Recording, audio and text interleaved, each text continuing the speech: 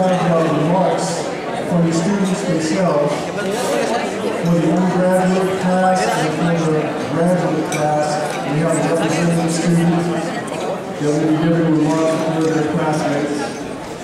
For the undergraduate students, it will be Priyanka, and for the graduate students, it will be Michelle. And we call Priyanka Shaw up to the podium at this time.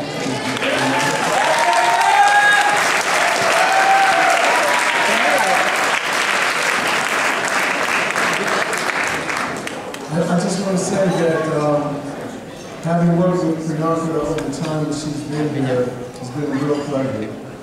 What an outstanding student.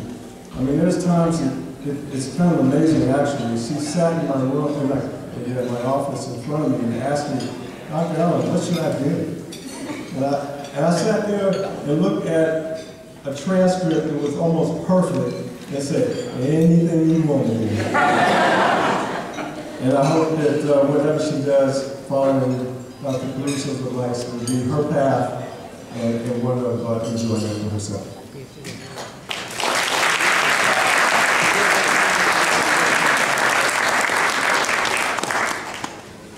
Thank you for that introduction. Good evening, students, parents, faculty, and staff. As Winston Churchill once said, now, this is not the end. It's not even the beginning of the end, but it is perhaps the end of the beginning. Commencement truly marks a new beginning in our lives. Our next challenge will be to take what we have learned here, to go forth with our dreams, and to face the dynamics of our futures. Being raised in an academically driven Indian American family, it was more than likely that I would grow up to become a doctor, an engineer, or a computer programmer. While exploring different majors, just the name suggested that biomedical engineering would be an excellent hybrid of these predictable tracks. Today, I can very confidently say that I have found my true niche within this major. I see a positive transformation within myself and my peers. When I see my fellow classmates, I no longer see undergraduate students. I see future PhDs, future postdocs, future engineers, doctors, patent lawyers, public policy makers, and most importantly, I see lifelong learners. Regardless of our diverse future paths, we must remember that as graduating biomedical engineers, we've chosen a discipline that works tirelessly to improve the quality of life for others. To become such an engineer, our program has cultivated skills that will help us to demonstrate qualities of good professionals and model citizens. First and foremost, the most valuable skill that our program has offered us has been the ability to think, to learn, to integrate, and to innovate. Perhaps more than ever before, it's important to recognize that learning is a lifelong process. Technological marvels today were but dreams a few months back, and this trend is only going to pick up. We must continue to remain current, flexible, and willing to pass on our art towards future advancement. On a broader level, we must remember that the only constant in life is change. We must remain flexible to such unpredictable situations. It's very important to keep abreast of change, changes in technology, changes in socioeconomic environments, and related changes that we face as a nation. Our ability to innovate and engineer future solutions and to overcome unpredictable obstacles brought about by change will be best achieved by working hard while maintaining high ethical standards and utmost integrity. Consistent with this idea, our program has taught us the value of hard work through habit. My parents' best advice to me has been to try again until you achieve your goals. There is just no substitute for hard work, and always remember that anything you do is a reflection of you, and it has to be of the quality that you can be proud of. They've also told me to always remember to surround myself with happy thoughts, good friends, and good mentors. Happiness doesn't come from what happens to you, it comes from what you do with what you have. It's all up to you to either make the best or worst of any given situation. We must maintain a positive attitude, we must enjoy what we do and do what we enjoy, and most importantly, we must dream big and work towards accomplishing these visions.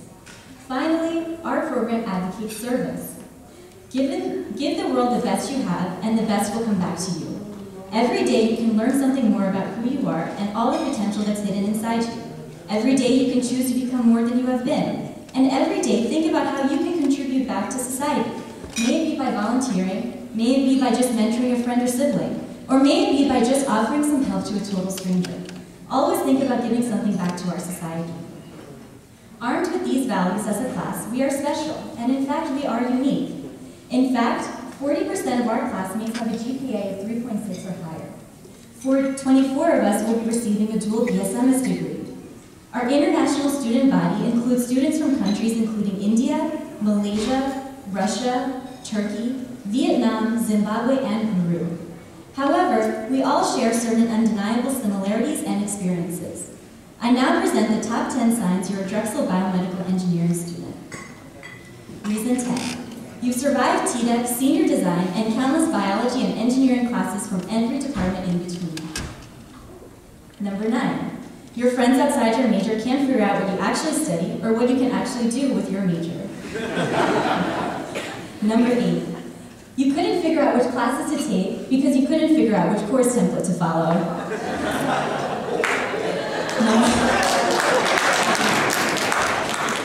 Number 7.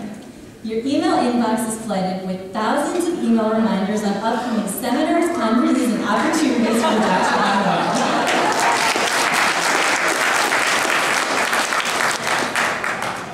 Number 6. You've pulled an all-nighter to write an entire 15 to 20-page paper on a topic you know nothing about for one of Dr. McKechnie's classes. Number 5. You still have no idea how Dr. Lelkish's metaphor relates to tissue engineering in any way. Number 4.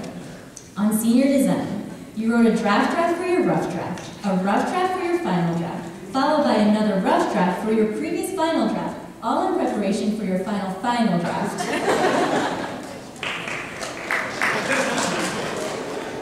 Number 3. You filled out every course evaluation hoping to win a gift certificate. And then we see Dr. McKechnie at Target. Number 2. You rely on a range of peer-reviewed articles supplemented by Wikipedia to get you through your classes.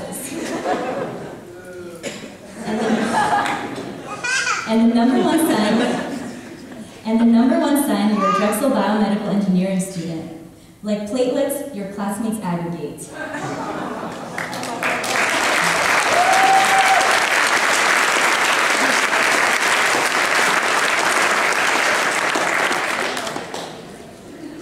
On a more serious note, I would like to conclude by offering thanks.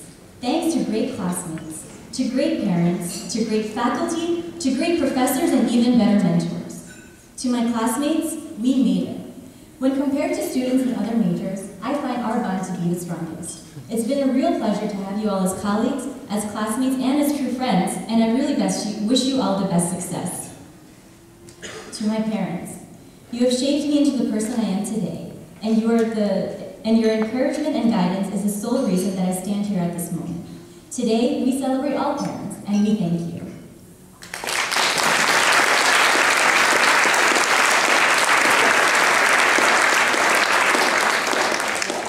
To our teachers, our faculty, our professors, and advisors. It has been said that the mediocre teacher tells, the good teacher explains, the superior teacher demonstrates, but the great teacher inspires. We are all sincerely grateful to our greatest teachers who have inspired us and supported us to get to this point today.